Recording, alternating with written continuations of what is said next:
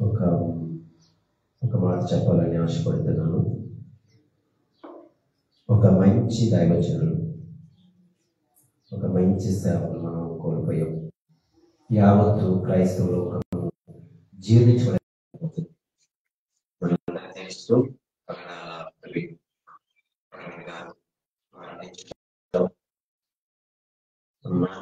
చాలా మంచి వ్యక్తి.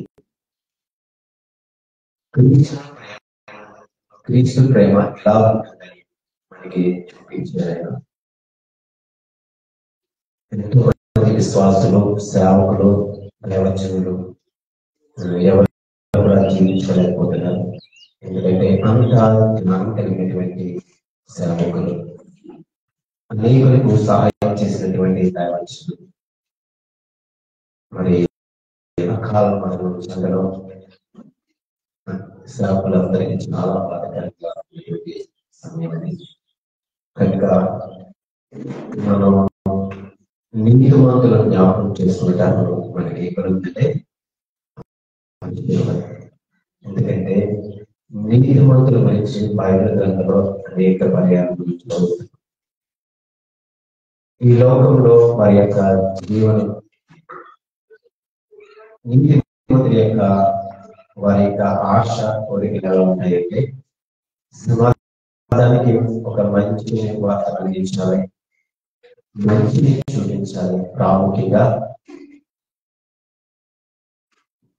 దైవజనులు ప్రవీణ్ గారి యొక్క ఇదంతా మనం ఆలోచన చేస్తే, క్రీస్తు ప్రభు వారు ఒక మాట సరించిన విధిగా ఇంటి వల్లే నీ పొరుగువారిని ప్రేమించుకోవడానికి ఆయన చాలా అది అందరికీ చూపించినటువంటి ప్రేమ మనకి కనిపించింది.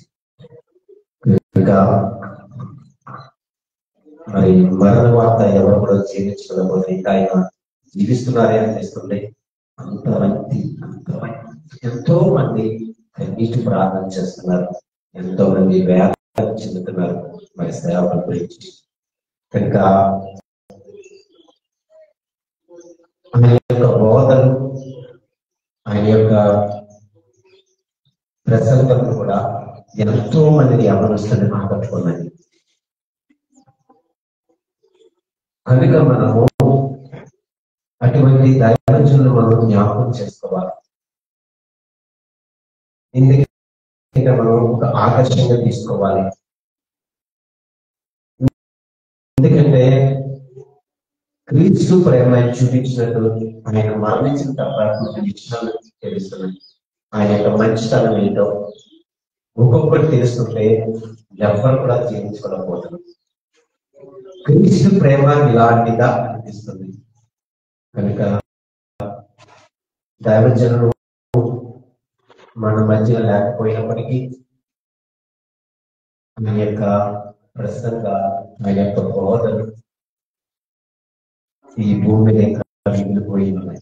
కనుక మరి విడిచిన కుటుంబానికి సహోదరి జెసికా, వారి యొక్క కుమార్తె ఆదరణ, ఓదార్పు, ధైర్యము ప్రభు నాకు ఇవ్వాలని వారి కొరకు ప్రార్థన చేద్దాం.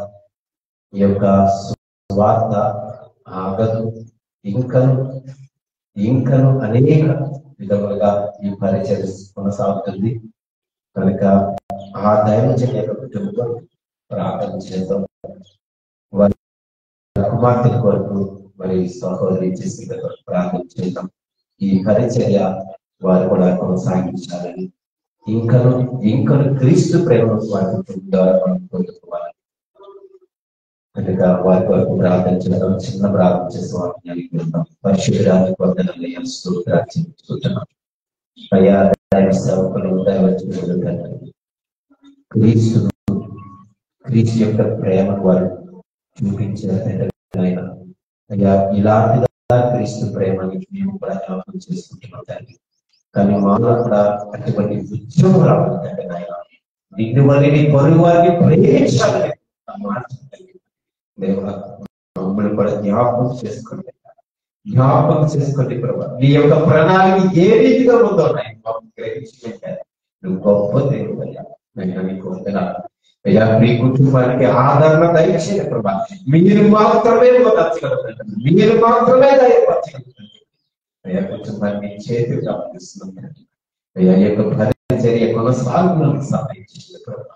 నీకు వందనాలు స్తోత్రాలు క్రీస్తు ప్రభు ప్రార్థించి వేడుకుంటున్నాం.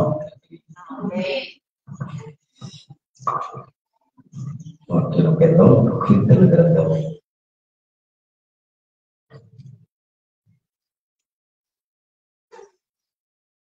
16వ కీర్తన.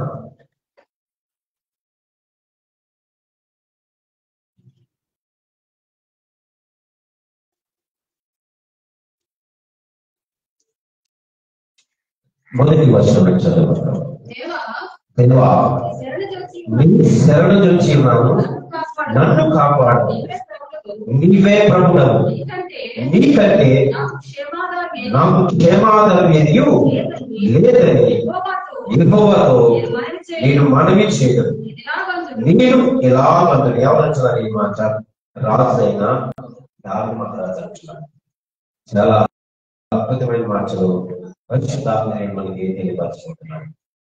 మళ్ళా చదువుతాం. దేవా నీ శరణు వచ్చి ఉన్నాను, నన్ను కాపాడవు, నీవే ప్రభుడవు, నీకంటే నాకు క్షేమాధారం ఏది లేదని యెహోవాతో నేను మనవి చేయను అని చెబుతూ ఇలా నేను ఇలాగా అందును. ఎలాగా? భూమి మీద ఉన్న భక్తులే శ్రేష్ఠులు, వారు నాకు కేవలం ఇష్టలు. ఏమంటున్నాడు ఆత్మహత్య? భూమి మీద ఉన్నటువంటి భక్తులే కేవలం నాకు ఇష్టలు. అంటే ఇక్కడ ప్రభు గురించి కూడా మనం ఆలోచించారు. భూమి మీద ఎవరైతే భక్తి చూపిస్తారో, భూమి మీద ఎవరైతే వినయము, భయము, భక్తి కలిగి ఉంటారో వాళ్ళు శ్రేష్ఠుడట. శ్రేష్ఠుడు ఇంకో మాట మనకి జ్ఞాపకం వస్తుంది. మీరు ఎందుకు చింతిస్తున్నారు? మీరు వాటికంటే శ్రేష్ఠుడు కారా అని ఒక మాట మనం ఎందుకు అంటున్నాడంటే, ఇక్కడ దావీదు మహారాజు ఎందుకు చెప్తున్నారంటే, దావీదు మహారాజు ఒక పక్క శత్రు సైన్యం ఉంది, ఒక పక్క సౌలు తరుగుతున్నాడు. దావీదు మహారాజు యొక్క చరిత్ర మనం జ్ఞాపకం చేసుకుంటే ఆయన ఎంత భక్తుడో మనకి ఇక్కడ అర్థమవుతుంది.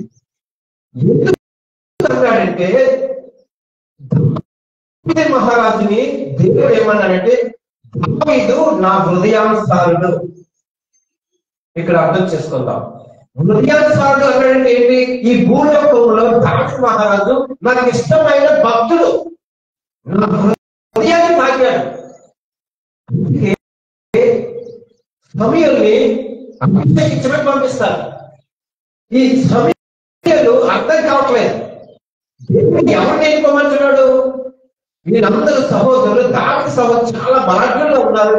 ఎవరిని వెతుకుతున్నాడు. అప్పుడు దావీదు మహారాజు దావీదు దగ్గరికి వెళ్ళేటప్పటికి ఆగు అంటాడు. ఎందుకు నువ్వు ఆగు అన్నాడు. సమయాలు ఆగాడు. ఏంటి ఎంత చిన్నవాడా? అప్పుడు దేవుడు అంటాడు, సమయాలు నువ్వు చూస్తున్నావు కానీ నేనేం చూస్తున్నాను? దావీదు హృదయాన్ని చూస్తున్నాను. దావీదు దేవునికి హృదయానుసారుడు ఎలాగయ్యాడంటే, భూమి మీద ఒక భక్తి చూపిస్తున్నాడు. అందుకే అంటున్నాడు, నేను ఎలాగందును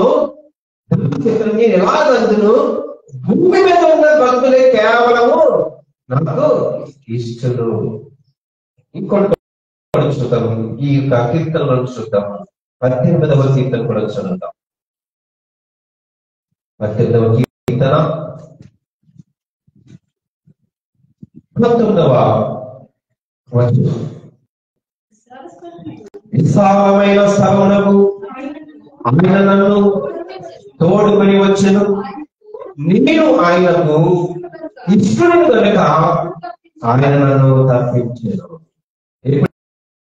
ఇష్టడని ఇది ఇదే మాట ఎవరు చెప్తున్నారు? మహారాజు చెప్తున్నాడు. మనం చెప్పగలం మాట, దేవునికి నీ ఇష్టమైన బిడ్డని దేవునికి నేను ఇష్టమైన విశ్వాసాన్ని, దేవునికి నేను నమ్మకమైన వాడును మనం చెప్పగలము.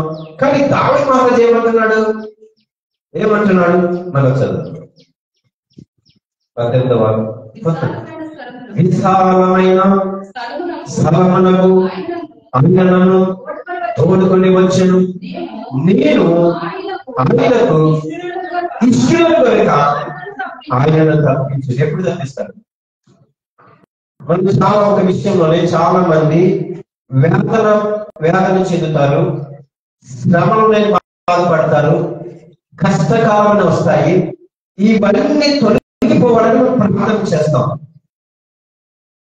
కానీ ఒక విషయం మనం జ్ఞాపకం చేసుకోవాలి. దావీదు మహారాజు ఎన్నో శ్రమలు అనుభవించారు, ఎన్నో కష్టాలు అనుభవించారు. ఎంతో మంది శత్రు సైన్యము సమూహము కూడా వెంటాడి ఆయన బాధించారు. బంధువులు కూడా బాధించారు. ఒక పక్క సౌలు బాధిస్తున్నాడు. ఇన్ని కష్టాలు ఉన్నప్పటికీ కూడా ఎందుకు దేవుడు నన్ను తప్పించాడు అన్నాడంటే ఎందుకో తెలిసిన దేవుడికి నేను ఇష్టడు కనుక ఆయన నన్ను తప్పించాడు. చాలా మంది మనం ప్రార్థన చేస్తాం, ప్రభు నన్ను తప్పించి ఈ అపాయం నుండి, ఈ కష్టం వచ్చి శ్రమ నుంచి నేను విడుదలవచ్చు. నేను వేదన పడుతున్నాను, కష్టపడుతున్నాను, నాకు సంతోషం లేదు, ఆనందం లేదు. ఎంతో మంది ఈ విషయం కొరకు చింతిస్తారు. కానీ ఇక్కడ దావీదు ఏమంటున్నాడంటే, నేను ఆయనకి ఇష్టమైన వాడిని కనుక దేవుడు నన్ను తప్పిస్తాడు. ఎప్పుడైనా ఈ మాట మనం చెప్పుకోగలమా? అంటే దావీదు ఎంత భక్తి చూపించాడు, దేవునికి ఎంత వినయం చూపించాడు, ఎంత భయం కలిగి ఉన్నాడు దావీదు. అంటున్నాడు మళ్ళా, విశ్వాస స్థలం ముందు ఆయనను తోడుకొని వచ్చాను, నాకు వచ్చిన ప్రమాదం నుండి ఆయనను తప్పించాడు. ఎందుకో తెలుసిన, ఆయనకి నేను ఇష్టను కనుక ఆయన నన్ను తప్పించాడు. ఆయన ఈ లోకంలో నేను భక్తి చూపించాను కాబట్టి, ఆయన ఎంతో హృదయాంశాలు కాబట్టి ఆయన నన్ను తప్పించాడు. ఎవరు చెప్పుకుంటారు ఈ మాట? చెప్తారని మాట దావీదు చెప్తున్నారు. అందుకే మనకు కూడా శ్రమలు వచ్చినప్పుడు, ఇబ్బందులు వచ్చినప్పుడు, కష్టాలు వచ్చినప్పుడు ఇవన్నీ దేవుడి దగ్గరికి వచ్చి మనం అడుగుతాం కదా, దేవా ఈ కష్టాన్ని నాకు తొలగించు, ఈ ప్రమాదం నుండి నన్ను తప్పించు, ఈ అపాయకరమైన స్థితి నుంచి నన్ను విడిపించు, బంధకాల నుంచి నన్ను విడుదలపరచు. ఇవన్నీ మనం అడిగినప్పుడు మాత్రం మనం జ్ఞాపకం చేసుకోవాలి. దేవుడు ఇచ్చినటువంటి మాట ప్రకారం మనం జీవించాలి. అంటే ఇన్ని అడుగుతున్నాం కదా, మరి దేవుడు చెప్పింది మనం పాటించాలి కదా. దేవుడు చెప్పినటువంటి మార్గంలో నువ్వు వెళ్ళాలి కదా. ఎందుకు దావీదుని తప్పించాడు? ఆయన భూమి మీద భక్తుడు. ఎవరండి?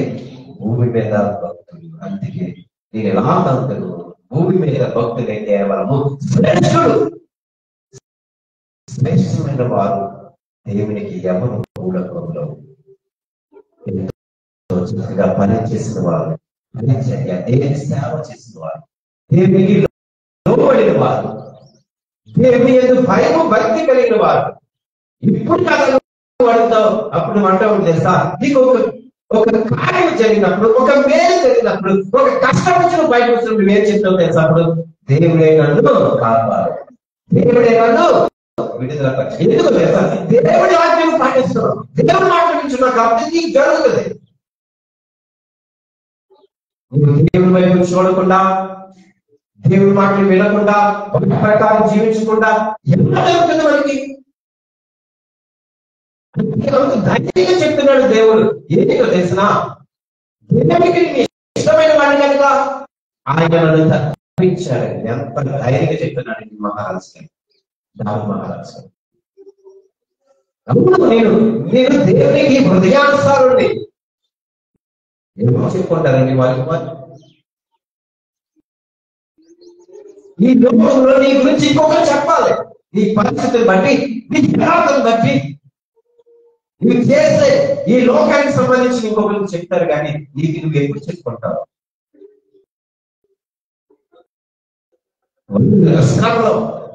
శ్రమలు పోవాలి, ఇబ్బందులు పోవాలి, కష్టాలు పోవాలి అంటున్న ప్రార్థన చేస్తున్నాము. మన దేవుడి మాట నువ్వు వింటావా? ఆ నాట్య ప్రకారం నడుస్తాం మనం. దావీదు అదే రీతిగా ఎన్ని కష్టాలు వచ్చినా, ఎన్ని ఇబ్బందులు వచ్చినా, శ్రమలు వచ్చినా ధైర్యం ఏంటో తెలిసిన దావీదు మహారాజు గారికి, దేవుడు నన్ను తప్పిస్తాడు, నన్ను నడిపిస్తాడు, సంచరించను, ఏ రకానికి నేను భయపడను, నీ దుడ్డు కలిగి నీ దండను ఆదరించను. ఎవరు చెప్తున్నాడు? ఈ భూమి నాకు కాపరి. ఎవరు చెప్తున్నారు? ఎవరు చెప్తున్నా? ఈ భూమి నాకు కాపరి, నాకు ఏమీ కలగదు, ఈ ఉంటుండగా నాకు ఎందుకయ్యా?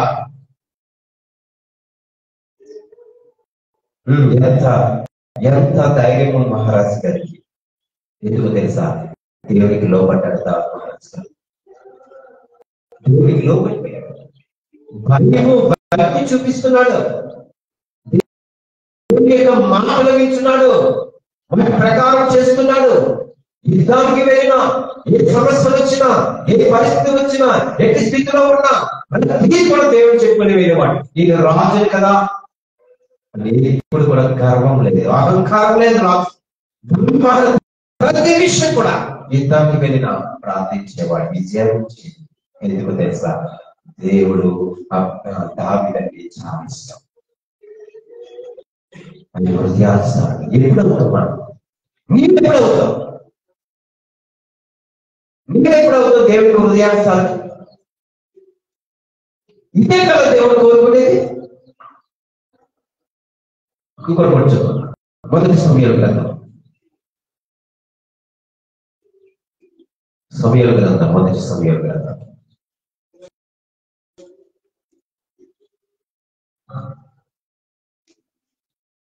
13వ అధ్యాయం 22వ వచనం చదువుకుందాం. కాబట్టి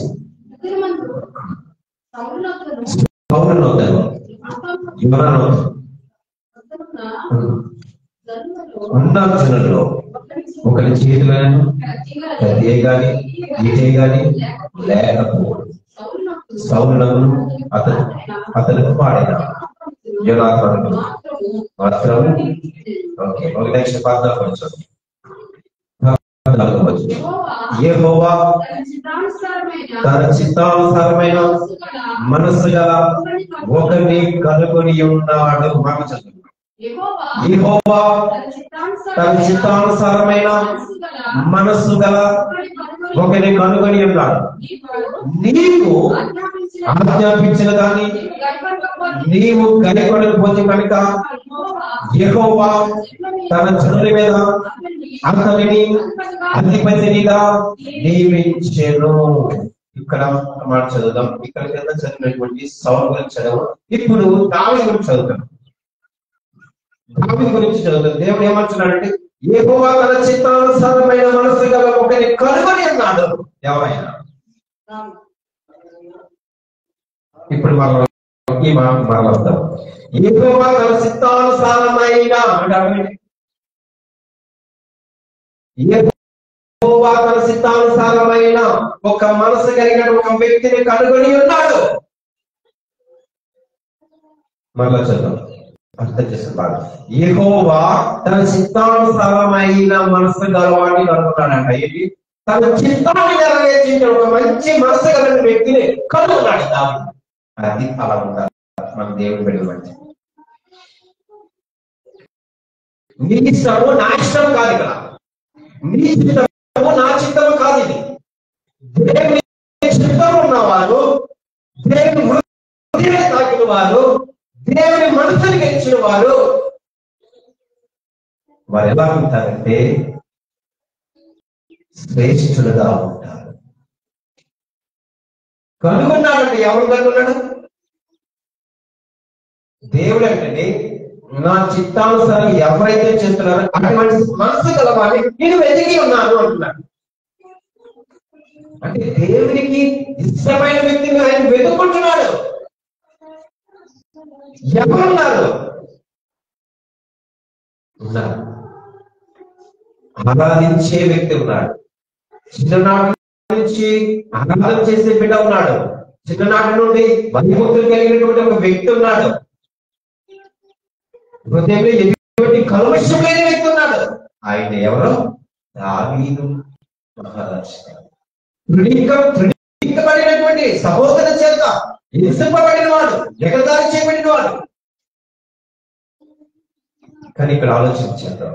ఒకవేళ నువ్వు అనుకుంటున్నావేమో నన్ను హేళన చేస్తున్నారు, ఎగతాళి చేస్తున్నారు, తక్కువ అనిగా చూస్తున్నారు, నీవు అనుకుంటున్నావు. కానీ యెహోవా దేవుడు తన చిత్తానుసారమైన మనసు కలవాడిని ఆయన ఎరుగును తెలుసుకున్నాడు, అనుకుంటాడంట. అందుకే సమూయేలు అక్కడ ఎందుకు ఆగవు? సమూయేలు అక్కడ ఎందుకు దావీదు ఎందుకు ఆగవు? ఎందుకు ఆలోచన చేస్తున్నావు? అక్కడ నువ్వు బైబిల్ చూస్తున్నావా? లేదు, నేనేం చూస్తున్నాను? హృదయాన్ని చూస్తున్నాను. ఇవి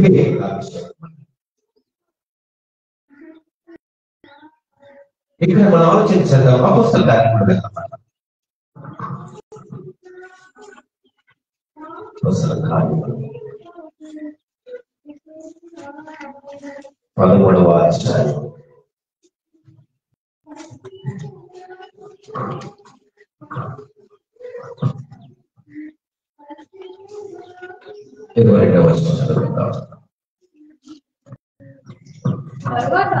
తరువాత అతనిని తొలగించి దావీదును వారికి రాజుగా ఏర్పరిచాడు.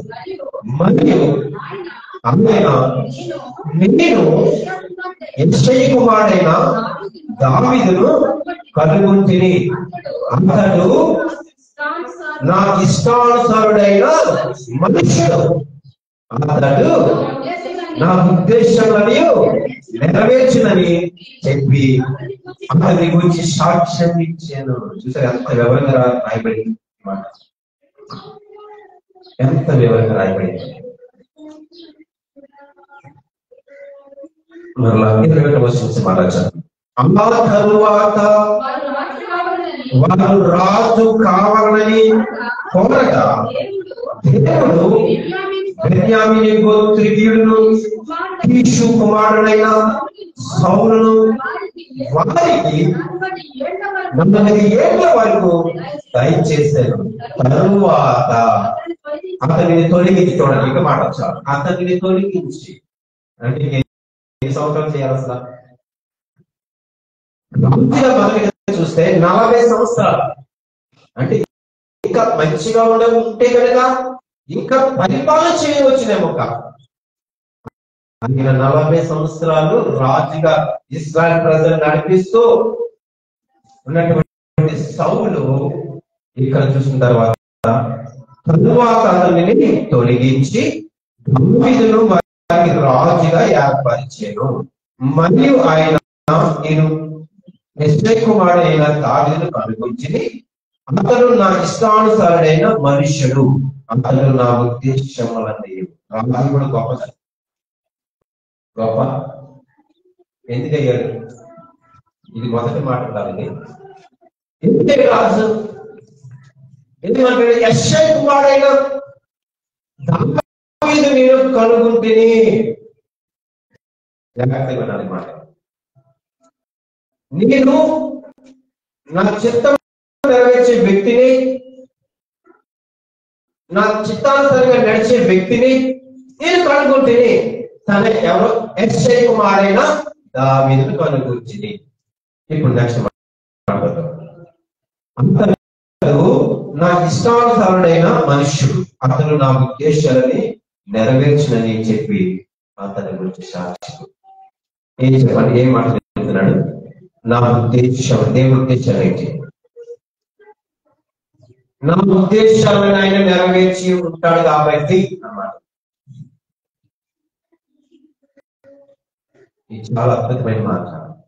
అందుకే ఇంకా కూడా చెప్పాను, నీకు శ్రమ వచ్చినా, ఇబ్బంది వచ్చినా, కష్టం వచ్చినా, అపాయం వచ్చినా, నువ్వు దేవుడి దగ్గరికి వచ్చినప్పుడు ఆయన ఉద్దేశాలు గురించి ఆలోచన చేస్తాం. మనం ఎక్కడ ఏం చెప్తున్నాడు దేవుడు ఆలోచన చేస్తున్నావా? ఈ పని చేసిన నువ్వు ప్రయత్నించినప్పుడు, చేస్తున్నప్పుడు, అవును నీకు ఏ అపాయం వచ్చినా, ఇబ్బంది వచ్చినా, కష్టం వచ్చినా, వచ్చినా, ఆటంకం వచ్చినా దేవుడే తప్పిస్తాడు. ఇక్కడ దావీదు అడిగాడా?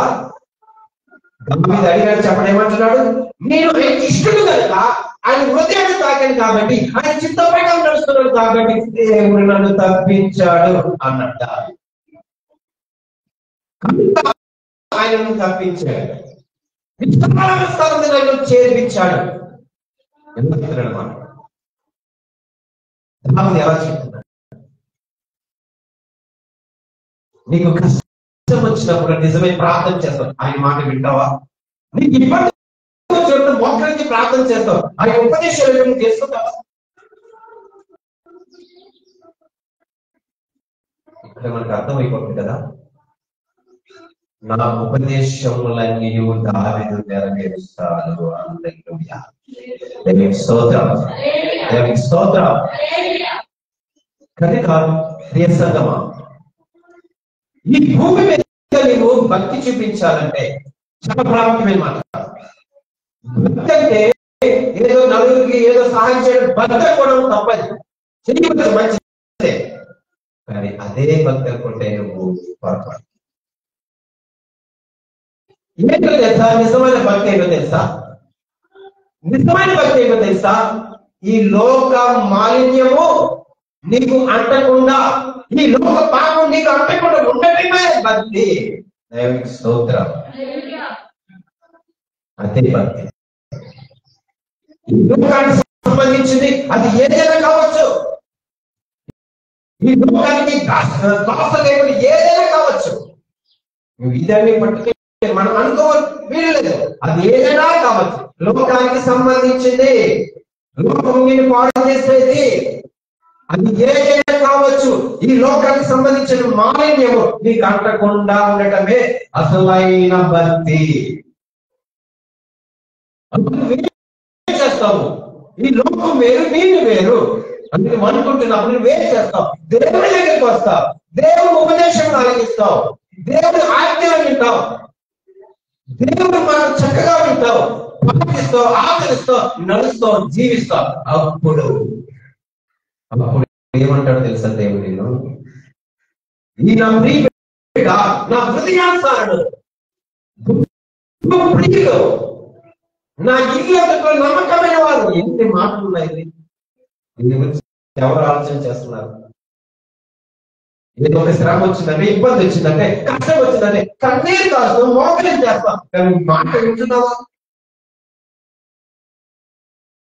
దేవుడికి చెప్పింది వినకుండా నువ్వు ఎలా ప్రార్థన చేస్తావు? ఎలా ఉండాలని అన్నప్పుడు నువ్వు ఎలా ప్రార్థన చేస్తావు అంటే నీకు అర్థమైంది, నీ అవసరం బట్ట, నీ యొక్క అనుకూలతను బట్ట, సమయాన్ని బట్ట దావీదు అలా లేడే, ప్రార్థించలేదే. ఎంత కష్టం వచ్చినా, ఎంత ఇబ్బంది వచ్చినా ధైర్యం ఏంటో తెలుసా? దేవుడు నన్ను తప్పిస్తాడు, ఎందుకంటే ఆయన శాస్త్రాలు నాకు తెలుసు, ఆయన ఉపదేశాన్ని నెరవేరుస్తాను నాకు తెలుసు. ఎందుకు వచ్చింది ధైర్యం? ఎందుకు వచ్చింది? సింహపు బోర్డులో పడిగానే, అన్ని కూడా పడగా ఏంటో ధైర్యం? దేవుడు ఉన్నాడు, దేవుడి ప్రకారం జీవిస్తున్నాం. కొంతమంది ధైర్యం సన్నిధిలో ఉన్నంతసేపే మన భక్తి కాదు. కనుక మనం దావీదు మాట రాసింది మనం తీసుకుంటాం. ఎంతో మంది భక్తులు, ఇంకా ఎంతో మంది మనం చదువుకుంటే బహుప్రియుడు ఎవరు ఎందుకు అంటున్నాడు దేవుడు? నేను ప్రతిసారి చెప్తాను, సెంట్రల్ బైబిల్ పట్టుకుని చేత మాత్రాన్ని పోయి మనకి ఏమి కాదు, కానీ అందులో ఉన్నాయి బయటికి వాటి ప్రకారం పాటించాలి మనం. అప్పుడే నీకు తెలియని ధైర్యము, ఎంత ఎంత ధైర్యం వస్తుందో తెలుసిన ఈ సంఘం అంటున్నాడు. నీ లాగందును భూమి మీద భక్తులే కేవలము ఇష్టలు. నువ్వు ఎప్పుడు ఇష్టలు ఉంటావు దేవుడికి? ఎప్పుడు ఇష్టలుగా ఉంటావు దేవుడికి? హృదయానికి సంబంధించి మనం చిత్తానుసారంగా మనం ఎప్పుడు జీవిస్తాము? ఎప్పుడు జీవిస్తాం? ఎందుకు అతను తన దేవుని హృదయాన్ని పెరగ ఎప్పుడు నీ హృదయం తట్టాలా? ఇంకో కలుపుతో నీ తట్టుచున్నాను, ఎవరైతే స్వామిని చేస్తారో వారి మీద నేను జీవిస్తాను. ఎప్పుడు ఇదే మాట చెప్పాలా? ఎప్పుడు నీ హృదయం తట్టాలా? తాకడం కదా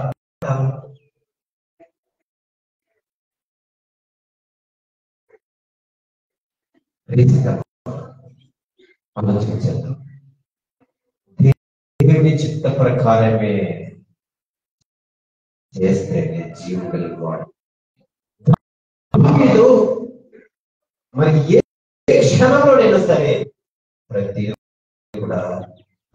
కూడా అంటున్నాడు, క్షేమాదాయం నీవే ప్రభా, నీవే ప్రభువు తండ్రి. నాకు నీ వల్ల నాకు క్షేమం కలుగుతుంది, నీ వల్ల నాకు విజయం వస్తుంది. దావీదు ఎంత ధైర్యంగా మాట్లాడుతున్నాడు. దేవుడు తప్పిస్తారు. నేను అపంలో ఉన్నానన్నా, ప్రమాదంలో ఉన్నానా, శ్రమలో ఉన్నా, ఖచ్చితంగా విడుదల పరుస్తాను, ఓపెన్ చేస్తాను, సహాయం చేస్తాను. ఎక్కడున్నా సరే అంటే కారణాంతకాలపు లోయలో ఉన్నదను ఏ అమ్మాయికి నేను భయపడను. ఎందుకన్నమాట నాకు భయం లేదు, ఎందుకంటే దేవుడు నన్ను విడిపిస్తాడు. దేవుడు నన్ను విడిపిస్తాడు. ఎంత ధైర్యమండి! అలాగే మనం చూద్దాం, మత్తయి సువార్తకు వెళ్దాం. మత్తయి సువార్త 3వ అధ్యాయం 17వ వచనం వెళ్దాం. 17వ వచనం. ఆయనకి ఇష్టమైన వ్యక్తి, అద్భుతమైన దేవుడు యేసుక్రీస్తు వారి మనం చదువుకుందాం. 3వ అధ్యాయం 17వ వచనం. మరియు ఇదిగో ఈయన నా ప్రియ కుమారుడు, ఈయన యందు నేను ఆనందించమనే ఒక శబ్దము ఆకాశం నుండి వచ్చేను. అని వచ్చేది ఇంకా పరిచయం ప్రారంభించలేదు. యేసు ప్రభు గారు ఇంకా పరిచయం ప్రారంభించలేదు. అప్పుడే నా ప్రియ కుమారుడు అన్నాడు. ఎందుకని మళ్ళా చదువుదామా? 3వ అధ్యాయం 17వ వచనం. మరియు ఇదిగో ఈయనే నా ప్రియ కుమారుడు, ఈయన యందు నేను ఆనందించున్నానని ఒక శబ్దము ఆకాశం నుండి వచ్చింది. అప్పుడే ఎందుకు ఇంకా పరిచయం ప్రారంభించలేదు, ఇంకా ఈయన సిలువ యాగం చేయలేదు, ఇంకా మరణించలేదు, మళ్ళా ఎందుకు దేవుడు ఈయన నా ప్రియ కుమారుడు అన్నాడు. యేసు ప్రభు తండ్రి అయిన దేవుడు, ఈయన నా ప్రియ కుమారుడు, ఈయన యందు నేను ఆనందించుచున్నాను. ఎందుకని చెప్పాలన్నమాట. ఎందుకంటే అక్కడ దావీదు గురించి చెప్పినాం కదా, ఏమన్నాం? దావీదు ఒక మనిషిని కనుగొన్నాను, అతడు నా హృదయం నా చిత్తానుసారంగా చేస్తాడు కాబట్టి నేను కనుగొన్నాను అన్నాడు. నా ఉపదేశం చేస్తాడు. ఇక్కడ కూడా ప్రభు యేసుక్రీస్తు ప్రభువా, ఇదిగో నా ఉపదేశం నేనైతే ఏదైతే చెప్పానో నా ప్రియ కుమారుడైన యేసుక్రీస్తు ప్రభువు పాటిస్తారు, ఉపదేశములు ఇస్తారు, నీకు చెప్పిందల్లా నా చిత్త ప్రకారం చేస్తాను ప్రభు యేసుక్రీస్తు కాబట్టి అప్పుడు అంటున్నాడు, ముందుగా అంటున్నాడు, ఈయన నా ప్రియ కుమారుడు, ఈయన నేను ఆనందించుతున్నానని ఒక శబ్దము ఆకాశం నుండి వచ్చెను. మొదటిగానే యేసుప్రభు గారు చెప్పేశారు కదా, ఈయన నా ప్రియ కుమారుడు. మరి నిన్నెప్పుడు అంటాడు? నిన్నెప్పుడు అంటాడు దేవుడు? మనల్ని ఎప్పుడు అంటాడు దేవుడు? ఈయన నా ప్రియ కుమారుడు, ఈయన యందు నేను ఆనందించుచున్నాను అని ఒక శబ్దము ఆకాశం నుండి వచ్చెను. అంటే తండ్రి చెప్పిన మాటలు, తండ్రి యొక్క ఉద్దేశములు, తండ్రి యొక్క పనులు నా ప్రియ కుమారుడు చేస్తాడు కాబట్టి ఈయన ఎందుకు నేను ఆనందించుకుని మొదటిగా చెప్పేశాడు దేవుడు. ఆ ప్రకారం యేసు ప్రభువు చేశారు లేదా? ప్రభా ఇదిగో ఆయన నీవు అప్పగించిన పని నేను సంపూర్తి చేశాను, ఇదిగో ఆయన నీవు చెప్పిన ప్రతి పని నేను సంపూర్తి చేశానయ్యా. చివరి మాట యేసు ప్రభువు, ఇదిగో నేను ప్రారంభించి నేను మొదలు పెడుతున్నానయ్యా అన్నాడు. అంటే సిలువ యాత్ర నువ్వు చెప్పిందల్లా నేను చేశాను. అందుకే తండ్రి అన్నాడు, ఈయన నా ప్రియ కుమారుడు. మరొకసారి అన్నాడు రూపాంతరం కదా, ఈయన నా ప్రియ కుమారుడు, ఈయన చెప్పింది చేయండి. అంతే రీతిగా కానాదులు కూడా అన్నాడు, ఆయన చెప్పింది చేయమండి ఎవరు మరియా.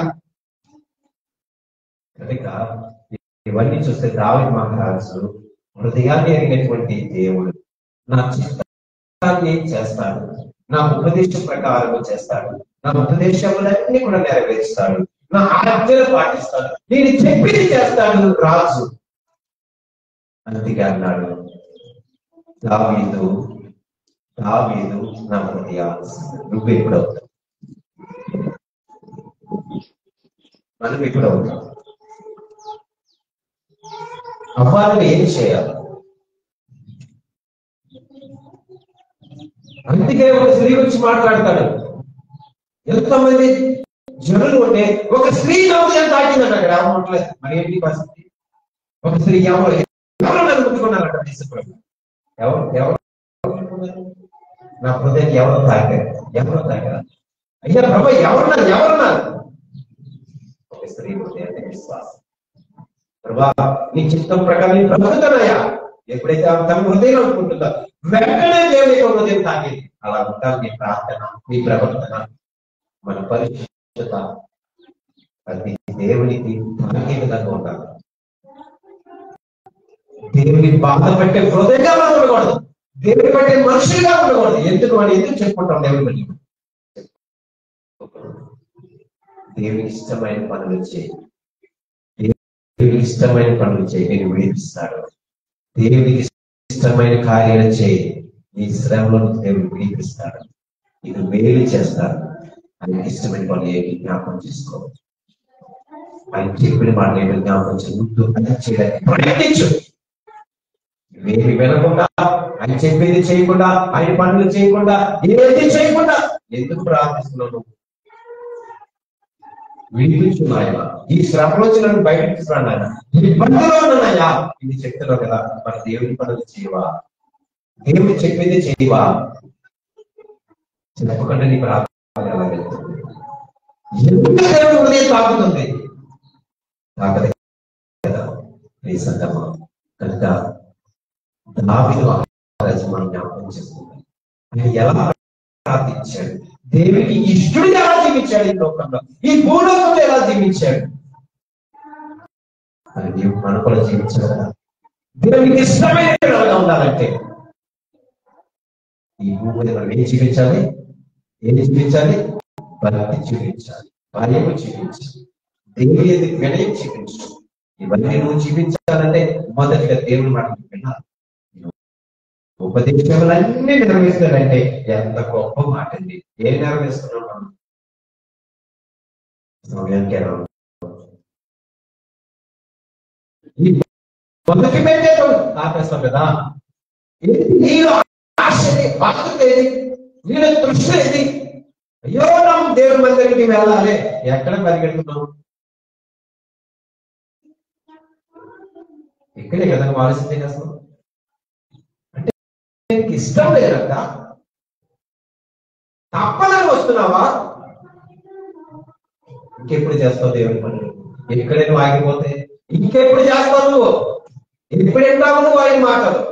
ఆ మాట పక్కన ఎలా జీవిస్తావు? ఎప్పుడు జీవిస్తావు? కానీ మనకి కనబడేది ఏంటంటే ఒక శ్రమ, ఇబ్బంది, అపాయకరమైన స్థితిలో మనం ఉన్నప్పుడు నీకు కనిపించలేదు తెలుసా? వచ్చేది ప్రార్థన, సన్నిధి, దేవుడు. ఇంటి ఉన్నప్పుడు మనకి కూడా ఎలా మనం ప్రార్థన చేయగలము అంటే నీ ప్రార్థన ఏదో వెళ్ళిపోతుంది. నీ ప్రార్థన ఎక్కడ ఉండిపోతే తెలుసు వెళ్తుందా? నీ విన్నప్పుడు దేవుడు వింటాడా? అందరి ప్రార్థన వింటాడు, కానీ ఆయనకి ఇష్టమైన ప్రార్థన వింటాడు.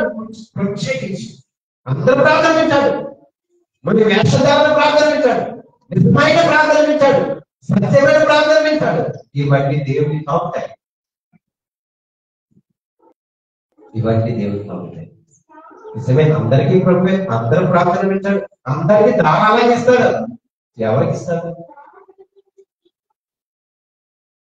కనుక ప్రియ సంగమా, దావీదుకున్నటువంటి ధైర్యము మనకి రావాలంటే, దంత మహారాజు గారి యొక్క ధైర్యం మనకు ఉండాలంటే ఏం చేయాలి? దేవునికి ఇష్టడిగా మనం ఉండాలి. దేవుని చిత్తానుసారం మనసు కలిగి మనం ఉండగలిగితే మన ప్రార్థన ఆలకిస్తారు. నువ్వు ఏ స్థితిలో ఉన్నా, ఏ పరిస్థితిలో ఉన్నా సరే ఈ ప్రార్థన ఆలకిస్తాడు. ఆలకించడమే కాదు, వెంటనే జవాబు కూడా ఇస్తాడు. అందుకే దావీదుకి తోడుగా ఉన్నాడు, దుర్దికరగా ఉన్నాడు, విజయం ఇచ్చాడు, కేడముగా ఉన్నాడు, దుర్గంగా ఉన్నాడు, అన్ని విషయాల్లో కూడా కాపాడుతూ రాజుని ఒక ఉన్నతమైన స్థితి ఇచ్చాడు. ఎందుకో తెలిసిన మరలా జ్ఞాపకం చేస్తున్నాను, ఆయన ఉపదేశములన్నీ నెరవేర్చువాడు కనుక, ఆయన శాసనములు నెరవేర్చువాడు కనుక, ఆయన మాట ప్రకారం జీవించేవాడు కనుక దేవుడు ఉన్నతమైన స్థితిలో ఉంచాడు. మరి నువ్వెలా కోరుకుంటున్నావు? ఉన్నతమైన స్థితి కావాలని ఎలా కోరుకుంటున్నావు? నువ్వు ఎంత ఉద్దేశం కలిగి కోరుకుంటున్నావు? దేవుని పనులు చేయక, దేవుని మాట వెనక, దేవుని శాస్త్రం అనుసరించకుండా, ఆయన చెప్పింది వెనక, ఆయన చెప్పిన ప్రకారం నడుచుకోకుండా, ఆయన మార్గాలు నువ్వు వెళ్ళకుండా నువ్వు వెళ్ళగలుగుతున్నావు. మనం వెళ్ళగలుగుతున్నాం అంటే వేషధారణ మనకి కాదని అనుకుంటున్నావా? నీ ప్రార్థన వినబడాలంటే, నీ ప్రార్థనకు జవాబు రావాలంటే దేవుడు ఖచ్చితంగా నీ మనసునే కోరుకుంటున్నాడు, నీ హృదయ స్థితినే కోరుకుంటున్నాడు. కనుక ప్రియులారా, మనం ఎన్నో మార్లు అనేక చోట్ల ప్రార్థించవచ్చు, మంచిది. కానీ నీ ప్రార్థన దేవుడు వింటున్నాడా? నీ హృదయాన్ని దేవుడు చూస్తున్నాడా? ఇది మనం గమనించుకుంటే మన స్థితి అయితే మనకు అర్థమవుతుంది, మన పరిస్థితి అయితే మనకు అర్థమవుతుంది. ఎందుకు మనకి కుటుంబంలో సమస్యలు, ఎందుకు శాంతి లేకుండా జీవిస్తున్న కుటుంబాలు, ఇవన్నీ కోరు. మరి వీటినన్నింటినీ మనం విడుదల పడాలి, బయటికి రావాలంటే ఖచ్చితంగా దేవునికి ఇష్టానుసారంగా ఖచ్చితంగా ఉంటే తీరాలి. దేవునికి ఇష్టమైన బిడ్డగా ఉండాలి. ఇది లేకపోతే కష్టం, ఇది లేకపోతే చాలా కష్టం. అందుకే ఇష్టంగా ఉందాం, ప్రార్థన చేద్దాం, అని మనసుకు నొచ్చుకునే కాకుండా అంటే మనసుకు ఇష్టపడే విధానం మనం ఉంటాం. అలా రీతిగా ప్రార్థన చేస్తే దేవుడు ఖచ్చితంగా మనకి మేలు చేస్తాడు. ఏ స్థితిలో ఉన్న దేవుడికి విడుదల పరుస్తాడు, ఖచ్చితంగా ఆ పాయం నుండి రక్షిస్తాడు, కష్టకాలం నుంచి విడుదల పరుస్తాడు, శ్రమలో నుంచి బయట తీసుకొస్తాడు. అందుకే మనం ఏం చేయాలి? దావీదు మహారాజు గారు అని దేవుడికి ఎలా ఉందో ఇష్టానుసారంగా ఉంది, ఆయన ఇష్టడిగా ఉంటాం, ఆయన హృదయాన్ని తాకే విధంగా మనం ఉంటాం. ఆ రీతిగా ప్రార్థించడానికి పరిశుద్ధ దేవుడు మనందరికీ సహాయం చేయగాక. ప్రార్థిస్తున్న పరిశుద్ధాన్ని ఆయన ఈ రోజు ఒక మంచి మాటతో మమ్మల్ని వచ్చారు. పరిశుద్ధాత్మ మాకు వినిపించారు, మాకు నేర్పించారు. తండ్రి వందనాలు. దావీదు మహారాజు మాట, ఇదిగో భూలోకముల భక్తులే కేవలం శ్రేష్ఠుడు ప్రభా, నీ చిత్తానుసారంగా ఉన్నప్పుడు ఆ పాపాలను నిన్ను రక్షిస్తాడని మన మనసు ఎరిగిన దేవుడు ఖచ్చితంగా వినిపిస్తాడని, నాకు మేలు చేస్తాడని దావీదు ఎందుకంటే ప్రభు యేసుక్రీస్తు వారు ఈ భూలోకానికి వచ్చినప్పుడు ముందుగానే ప్రభు యేసుక్రీస్తు వారు హృదయాన్ని కలిగి తండ్రి దేవుడు, ఈయన నా ప్రియ కుమారుడు, ఈయన అతన్ని ఆనందించున్నాను గొప్ప మాట తండ్రి. అటువంటి ఆయన మాత్రం నేను వినగలడానికి సహాయం చేస్తున్నాను దేవా. మా మనసును గ్రహించేది, మా ఆలోచన ఏదైనా దేవుడు, మా హృదయ స్థితిని గమనిస్తున్నా దేవుడు కనుక అయ్యా మాకు కూడా అటువంటి మనస్సును దయచేసి ప్రభా, అటువంటి హృదయ స్థితిని దయచేసి ప్రభా. అయ్యా నీ మాటలు, శాస్త్రాలు, ఉపదేశం మేము అంగీకరించడానికి ప్రభా కృప చూపించండి తండ్రి. నేర్చుకోవడానికి సహాయం చేయండి ప్రభా, వాటిని వెంబడించడానికి, నడవడానికి, ఆ మార్గాలను ప్రయాణించడానికి మాకు సహాయం చేయండి ప్రభా. మాలో చీకటిని తొలగించి వెలుగులో ప్రయాణించి గొప్ప అందరికీ దయచేసి క్రీస్తు ప్రభు పేరిట ప్రార్థించుకుంటున్నాను తండ్రి. తండ్రి కుమారుడు పరిశుద్ధ దేవుడి దీవెన ఇప్పుడు